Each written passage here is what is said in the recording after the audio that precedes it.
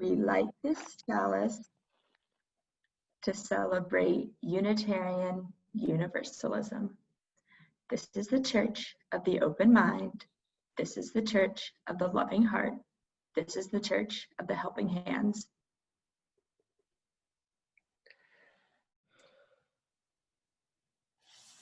Good morning, Jenny. Good morning, Kat. Good morning, Marian. Hi, Jenny. Hi, Kat. It's nice to see you both. It's been a good summer. I can't believe we're coming to the end of it. We've been doing Toolbox of Faith all summer. Do you remember what we started with?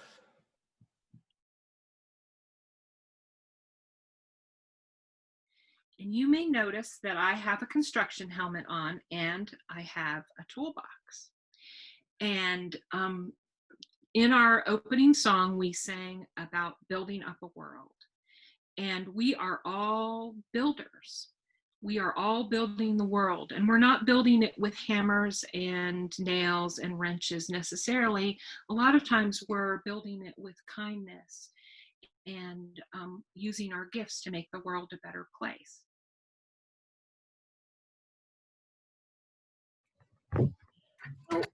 I am looking for our tool today, but I can't find it. Has anyone seen a flashlight?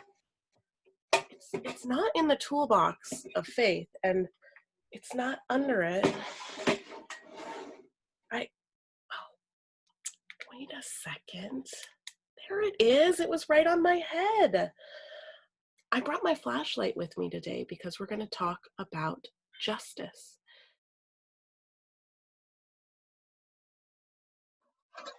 A hammer? What?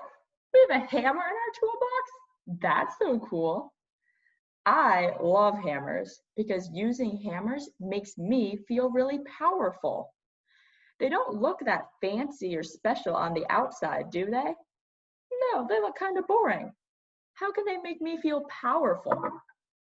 Well, think about it. If I want to build something, can I just shove the nail into the wood? That doesn't work, right? But if I use a hammer,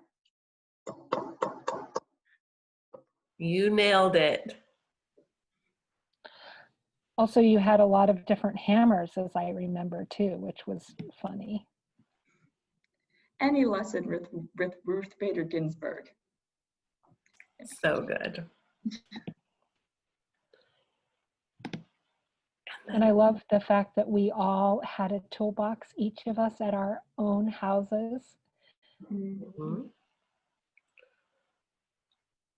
That was fun. We did the magnifying glass the next week.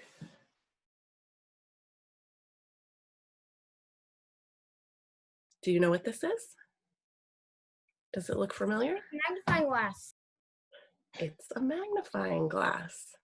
And a magnifying glass helps us examine things. So I'm going to examine these red things that were in the toolbox and see if I can figure it out.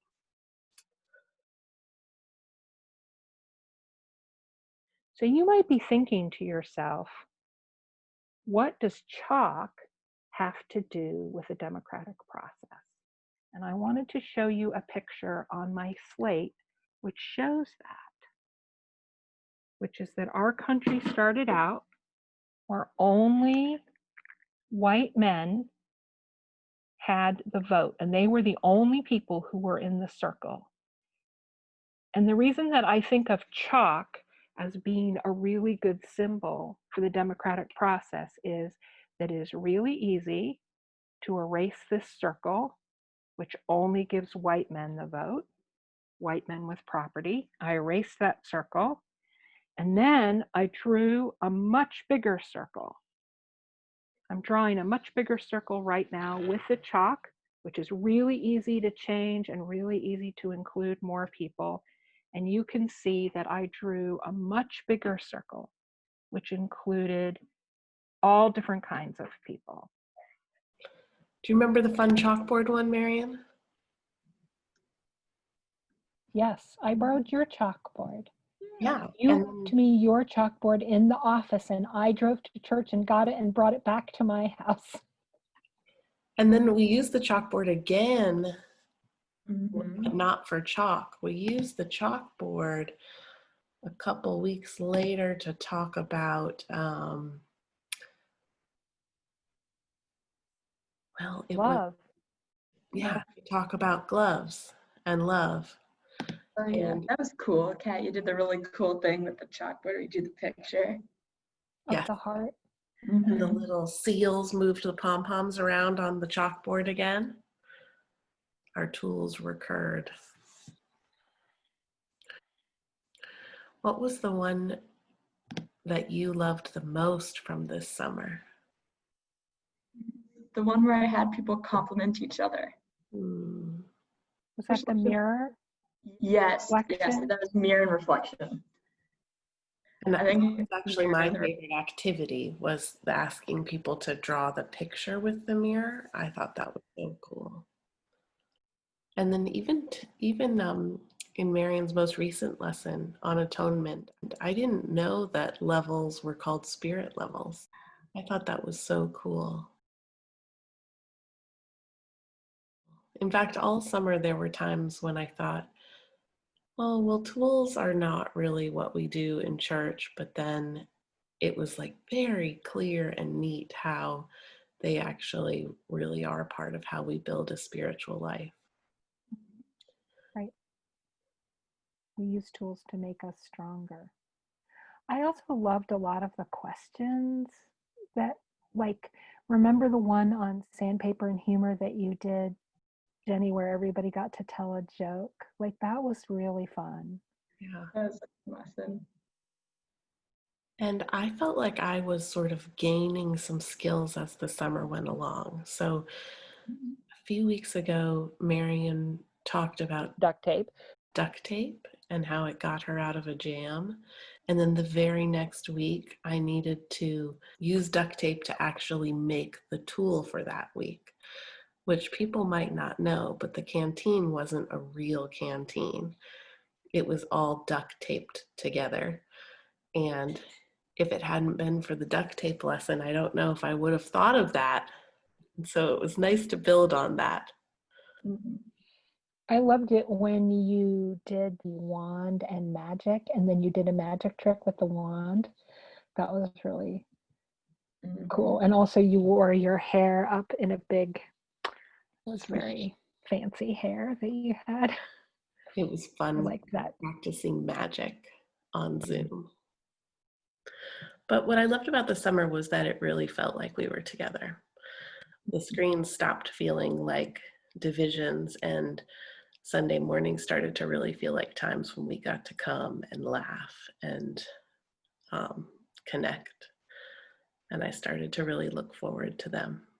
Sunday morning really became like a community. And that was really nice. I really look forward to seeing people, and I don't know, it had a cozy feel. How cozy. Yeah. It was really great to get to learn about all of these tools and see each other. I felt like we learned a lot this summer about building yourself as a spiritual person, about spiritual construction. Right. Getting stronger in our spirits. Mm-hmm. If you could bring one tool with you, what would it be?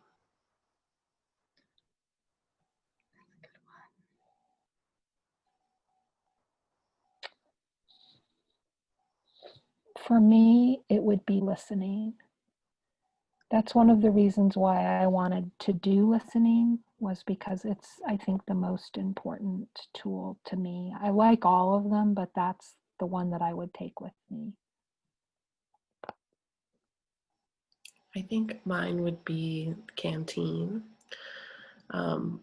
because one of the things that they always tell you as a parent is that you have to fill your cup first, or put on your mask first. And I think that the idea of making sure that your canteen or your cup is full is the way that we actually can give to the world is by taking care of ourselves. And as we've been home during this time, that idea of self-care and keeping your cup full has been really important for me to remember. That's really important right now.